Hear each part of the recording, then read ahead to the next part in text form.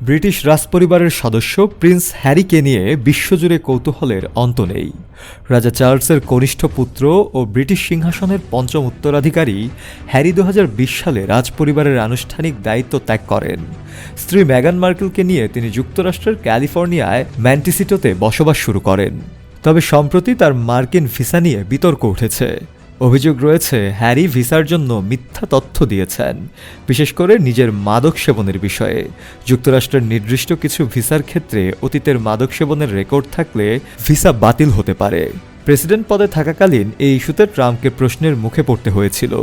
2024 সালের শুরুতে এক সাক্ষাৎকারে ট্রাম্প বলেছিলেন ক্ষমতায় এলে তিনি হ্যারির মিথ্যা ভাষণের বিষয়ে ব্যবস্থা নেবেন। প্রেসিডেন্ট হওয়ার পর ট্রাম্প অবৈধ অভিবাসীদের বিরুদ্ধে কঠোর পদক্ষেপ নিচ্ছেন। ফলে প্রশ্ন উঠেছে, হ্যারিকেও কি অবৈধ অভিবাসী হিসেবে ফেরত পাঠানো হবে?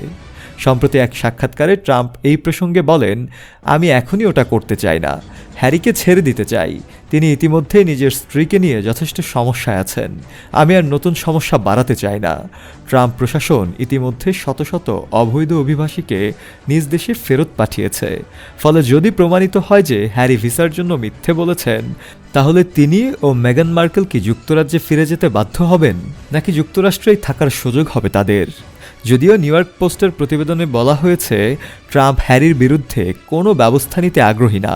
প্রসঙ্গত, হ্যারি ও মেগান বহুবার প্রকাশ্যে ট্রাম্পের সমালোচনা করেছেন। মেগান একসময় ট্রাম্পকে বিভেদ সৃষ্টিকারী ও নারীবিদ্বেষীও বলেছিলেন। তবে ট্রাম্প এসব মন্তব্যকে গুরুত্ব দিচ্ছেন না, বরং তিনি নিয়মিত হ্যারিকে উপহাস করেন এবং দাবি করেন যে মেগানের কথায় চলতে বাধ্য হচ্ছেন হ্যারি। শফেল মাওলা, কালের কণ্ঠ।